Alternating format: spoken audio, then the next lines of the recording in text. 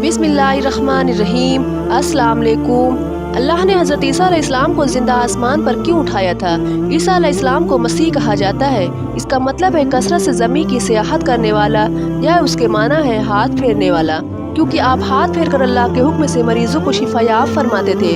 आपकी पैदाइश अल्लाह का एक बहुत ही अजीम मोजज़ा है। मरियम अलैहिस्सलाम अपने घर के अफराद से अलग होकर एक शर्की मकान में आई और लोगों की तरफ से पर्दा कर लिया। फिर हमने अपनी रूह को उनके पास भेजा। बस वो उनके सामने पूरा आदमी बनकर जाहिर हुआ। ये कहने लगी, तुझसे रब की पनाह मांगती हूँ अगर तू अल्लाह से डरने वाला है। उसने जवाब दिया, मैं तो अल्लाह का भेजा हुआ कासिद हूँ, तुझे एक पाकीज़ा लड़का देने आया हूँ। कहने लगी, भला मेरे यहाँ बच्चा कैसे हो सकता है? मुझे तो किसी इंसान ने हाथ तक न लगाया और न मैं बदकार हूँ। उसने कहा, बात तो यही है, लेकिन तेरे परवरदिगार का इरशाद है कि वो मुझ पर बहुत ही आसान है। हम तो उसे लोगों के लिए एक निशानी बना देंगे। ये तो एक तयशुदा बात थी, बस वो हमल से हो गई और इसी वजह से वो यकसोई होकर एक दूर की जगह चली गई। फिर दर्द-ए-ज़ा उसे खजूर के तने के नीचे ले आया और बेसाख्ता ज़बान से निकल गया कि काश मैं इससे पहले ही मर गई होती और लोगों की याद से भूली बसरी हो जाती। मरियम अलैहिस्सलाम बहुत इबादत गुजार थी। उन्होंने अपने और लोगों के दरमियान आड़ बना ली। उन्हें खाना भी पर्दे के पीछे से पकड़ा दिया जाता। अल्लाह पाक की तरफ से उन्हें खास रिस्क मिल रहा था। इस हालत में जिब्राइल अलैहिस्सलाम उनके पास आए। उन्होंने उनके गिरबान में अल्लाह के हुक्म से फूंक मारी। उससे उन्हें हमल ठहर गया। विलादत का वक्त आया तो आप लोगों से बहुत दूर यानी बैतुल हल में चली गई। वहाँ उन्हें दर्द-ए-ज़ा शुरू हुआ। फिर कहने लगी, काश मैं इससे पहले मर जाती। अल्लाह पाक की तरफ से इरशाद हुआ, ज़र्दा खातिर ना हो, तेरे रब ने तेरे पाँव तले एक चश्मा जारी कर दिया है और उस खजूर के तने को अपनी तरफ हिला, ये तेरे सामने तरोताज़ा पक्की खजूरें गिरा देगा। अब चैन से खा पी और आंखें ठंडी रख। अगर तुझे कोई इंसान नजर पड़ जाए तो कह देना मैंने अपने रब के नाम का रोज़ा मान रखा है। मैं आज किसी शख्स से बात नहीं करूंगी। अब ईसा अलैहिस्सलाम को लिए वो अपनी कौम के पास आई। सब कहने लगे, मरियम तूने बहुत ही बुरी हरकत की है। ऐ हारून की बहन, ना तो तेरा बाप बुरा आदमी था और ना ही माँ बदकार औरत थी। अपनी कौम की बात सुनकर मरियम अलैहिस्सलाम खामोश रही और बच्चे की तरफ इशारा कर दिया कि इससे बात कर लो। वो कहने लगे, भला गोद का बच्चा कैसे बात कर सकता है? बच्चा बोल उठा कि मैं अल्लाह का बंदा हूँ। उसने मुझे किताब अता फरमाई और मुझे अपना पैगंबर बनाया है और उसने मुझे बाबरकत किया है जहाँ भी मैं हूँ, और उसने मुझे नमाज और ज़कात का हुक्म दिया है जब तक मैं जिंदा रहूँ, और उसने मुझे अपनी वालदा का खिदमत गुजार बनाया है और मुझे शरकस और बदबख्त नहीं किया, और मुझ पर मेरी पैदाइश के दिन तक और मेरी मौत तक और जिस दिन तक मैं दोबारा जिंदा न खड़ा किया जाऊँ सलाम ही सलाम है। अल्लाह पाक ने ईसा अलैहिस्सलाम की उस गुफ्तगू के बाद फरमाया, ये है सही वाक़या ईसा इब्न मरियम का। यही वो हक बात है जिसमें लोग शको शुबहा में मुब्तला हैं। अल्लाह ताला के लिए औलाद का होना लायक नहीं, वो तो बिल्कुल पाक ज़ात है। वो तो जब किसी काम को सरे अंजाम देने का इरादा करता है तो उसे कह देता है कि हो जा, वो उसी वक्त हो जाता है। मेरा और तुम्हारा परवरदिगार सिर्फ अल्लाह ही है, तुम सब उसी की इबादत करो, यही सीधी राह है। इसी तरह ईसा अलैहिस्सलाम की विलादत बगैर बाप के हुई। इस मोजज़े के बाद कई फिरके गुमराह हुए और कहा मरियम अल्लाह की बीवी है। हालांकि खुद मसीह ने उनसे कहा था कि ए बनी इसराइल, अल्लाह की ये इबादत करो जो मेरा और तुम्हारा सबका रब है। यकीन मानो जो शख्स अल्लाह के साथ किसी को शरीक ठहराता है, अल्लाह पाक ने उस पर जन्नत हराम कर दी है, उसका ठिकाना जहन्नम ही है और गुनहगारों की मदद करने वाला कोई ना होगा। वो लोग भी यकीनन काफिर हो गए जिन्होंने कहा अल्लाह तीन में तीसरा है। दरअसल अल्लाह पाक के सिवा कोई माबूद नहीं। अगर ये लोग अपने इस कौल से बाज ना रहे तो इनमें जो कुफ्र पर रहेंगे उन्हें इल्मनाक अजाब जरूर पहुँचेंगे। ये लोग अल्लाह की तरफ क्यों नहीं झुकते और इस्तग़फ़ार क्यों नहीं करते? अल्लाह पाक तो बहुत ही बख्शने वाला और बड़ा मेहरबान है। अल्लाह ताला फरमाते हैं, अल्लाह के नज़दीक ईसा अलैहिस्सलाम की मिसाल हू बहू आदम अलैहिस्सलाम की मिसाल है, जिसे मिट्टी से पैदा करके कह दिया कि हो जा, वो बस हो गया। ईसाइयों का ईसा अलैहिस्सलाम और मरियम अलैहिस्सलाम के बारे में ये बहुत ही बड़ा झूठ है कि ईसा अलैहिस्सलाम अल्लाह के बेटे और मरियम अल्लाह की बीवी है।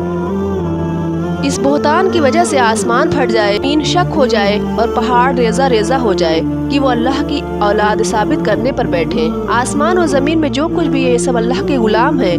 उन सब को उसी ने घेर रखा है, वो सबको पूरी तरह गिन भी रखा है। ये सारे के सारे क़यामत के दिन अकेले उसके पास हाजिर होने वाले हैं। ईसा अलैहिस्सलाम परवरिश पाते रहे। आपकी परवरिश बैतुल हल में हुई। آپ نے بچپن میں ہی کافی علم حاصل کر لیا، کیونکہ آپ کو اور آپ کی والدہ کو اللہ تعالیٰ نے جہان والوں کے لیے قدرتی نشانی ٹھہرایا تھا۔ علماء کہتے ہیں کہ مریم علیہ السلام بیت الحرم سے بیت المقدس کی طرف روانہ ہو گئی۔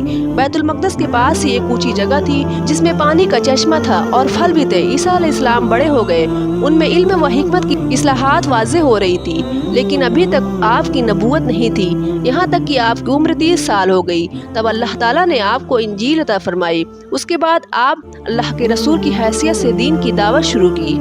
اکثر مفسرین کا اس پر اتفاق ہے کہ عیسیٰ علیہ السلام کو 30 سال کی عمر میں انجیل عطا کی گئی، ساتھ ہی اللہ پاک نے انہیں عظیم معجزات عطا فرمائے، اور وہ بنی اسرائیل کی طرف رسول ہوگا کہ میں تمہارے پاس تمہارے رب کی نشانی لایا ہوں۔ میں تمہارے لیے پرندوں کی شکل کی طرح مٹی کا پرندہ بناتا ہوں، پھر اس میں پھونک مارتا ہوں تو اللہ پاک کے حکم سے وہ پرندہ بن جاتا ہے، اور اللہ کے حکم سے میں اندھے کو اور کوڑی کو اچھا کر دیتا ہوں اور مردے کو جلا دیتا ہوں، اور جو کچھ تم کھاؤ اور جو کچھ تم اپنے گھروں میں ذخیرہ کرو میں تمہیں بتا دیتا ہوں کہ اس میں تمہارے لیے بہت بڑی نشانی ہے اگر تم ایماندار ہو۔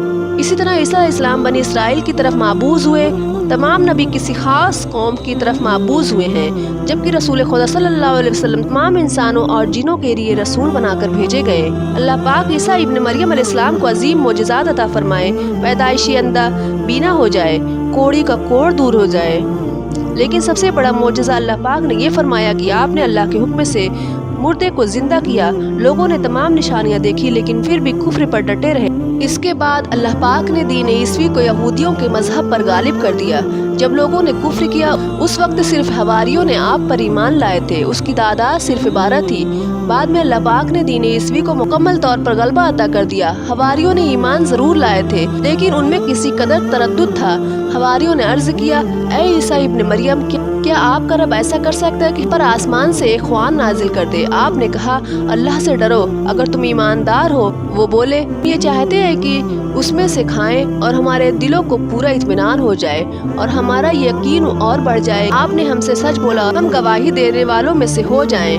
عیسیٰ ابن مریم علیہ السلام نے دعا کی کہ اے اللہ، اے پروردگار، ہم پر آسمان سے کھانا نازل عطا فرما، وہ ہمارے لیے اور سب کے لیے خوشی کی بات ہو جائے اور تیری طرف ایک نشانی ہو جائے اور تو ہم کو رزق عطا فرما۔ اللہ تعالیٰ نے ارشاد فرمایا، میں وہ کھانا تم لوگوں پر نازل کرنے والا ہوں، پھر جو شخص اس کے بعد کفر کرے گا تو میں اس کو ایسی سزا دوں گا، وہ سزا دنیا جہان والوں میں سے کسی کو نہ دوں گا۔ آخرکار وہ کھانا اترنے لگا، انہوں نے اس کھانا کو کھایا اور ایمان پر قائم رہے، البتہ اس میں سے ایک خیانت کی۔ ان مسلسل معجزات کا لوگوں میں چرچا ہونے لگا۔ یہودی عالموں اور بادشاہوں کو اس بات کی فکر ستا رہی تھی کہ لوگ اس کی پیروی چھوڑ کر عیسیٰ ابن مریم کے پیروکار بن رہے ہیں، گویا ان کی حکومت ڈگمگا رہی تھی، دنیا کی بادشاہت بھی ہاتھ سے نکل رہی تھی اور دین امور کی قیادت سے بھی ہاتھ دھونے پڑ رہے تھے۔ یہ صورتحال دیکھ کر یہودی عالم یہودی بادشاہ کے پاس گئے، اسے عیسیٰ علیہ السلام کے بارے میں خوفزدہ کرنے لگے، کہنے لگے وہ خود یہودی کا بادشاہ مانتا ہے اور دعویٰ کر رہا ہے کہ تم سے بادشاہت چھین لے گا۔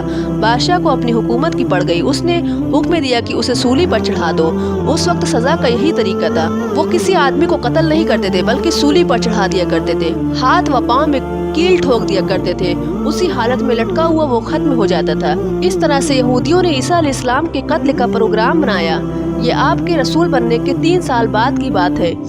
انجیل متی کے مطابق یہودیوں نے جس شخص کو عیسیٰ علیہ السلام کے خلاف کیا تھا، اس نے اپنے ساتھیوں کے ساتھ مل کر عیسیٰ علیہ السلام کو گرفتار کرنے کی سازش کی اور عیسیٰ علیہ السلام کے ایک شاگرد کو 30 دینار پر جاسوسی کے لیے تیار کر لیا۔ عیسیٰ علیہ السلام مذہبی تہوار منانے کے لیے بیت المقدس آئے ہوئے تھے۔ یہاں عیسیٰ علیہ السلام نے کھانا کھایا اور اپنے 11 شاگردوں سمیت شہر سے باہر بنی نامی ایک جگہ پر رات گزارنے کے لیے تشریف لے گئے۔ پھر اپنے شاگردوں سے الگ ہو کر اللہ تعالیٰ سے دعا کی، اے میرے پروردگار، اگر ہو سکے تو مجھ سے یہ موت ٹل جائے۔ اس کے جواب میں تجلی نازل ہوئی۔ علماء کا اس بات پر اتفاق ہے کہ جب یہودیوں نے عیسیٰ علیہ السلام کے شاگرد کی رہنمائی پر وہاں پہنچے جہاں عیسیٰ علیہ السلام تھے تو ان لوگوں نے عیسیٰ علیہ السلام کو ان حواریوں کا محاصرہ کر لیا۔ اسی وقت اللہ پاک نے حضرت عیسیٰ علیہ السلام کو آسمان پر اٹھا لیا اور مخبری کرنے والے پر عیسیٰ علیہ السلام کی مشابہت ڈال دی۔ چنانچہ حکومت کے اہلکار یہودیوں اور بادشاہوں نے اسی کو عیسیٰ سمجھ لیا اور پھانسی پر چڑھا دیا۔ سورہ نساء میں اللہ پاک فرماتے ہیں، اور اس وجہ سے ہم نے ان پر لعنت کی جب انہوں نے کہا کہ ہم نے مسیح ابن مریم کو جو کہ اللہ کا رسول ہے اسے قتل کیا ہے، حتیٰ کہ نہ تو اسے قتل کیا ہے نہ ہی سولی پر چڑھایا ہے، لیکن ان کو شبہ پڑ گیا، اور جو لوگ اس میں اختلاف کر رہے تھے وہ خود شک میں ہیں، انہیں حقیقت حال کا کچھ علم نہیں، اور یہ یقینی بات ہے کہ انہوں نے عیسیٰ علیہ السلام کو قتل نہیں کیا تھا، بلکہ اللہ نے اسے اپنی طرف اٹھا لیا تھا، اور اللہ بہت زور آور ہے اور بہت حکمت والا ہے۔ عیسائی اور یہودی اس بات پر متفق تھے کہ عیسیٰ علیہ السلام کو سولی پر چڑھا دیا گیا ہے، لیکن ان میں تھوڑا سا اختلاف تھا۔ جب یہودی کہتے تھے کہ وہ قتل ہو گئے، جبکہ عیسائی کہتے تھے کہ وہ 3 دن تک مردہ رہنے کے بعد زندہ ہو کر آسمان پر چلے گئے۔ اللہ تعالیٰ نے ان دونوں گروہوں کی تردید کرتے ہوئے فرمایا، یہ شک میں مبتلا ہیں، در حقیقت یہ لوگ عیسیٰ علیہ السلام کو گرفتار نہ کر سکتے تھے۔ بہرحال عیسیٰ علیہ السلام کے آسمان پر اٹھا لے جانے کے بعد یہود غالب آ گئے اور دین عیسوی کی اشاعت پر پابندی لگا دی۔ البتہ خفیہ طور پر لوگ اس دین سے آگاہی حاصل کرتے رہے، اور یہ سلسلہ 240 سال تک یوں ہی چلتا رہا۔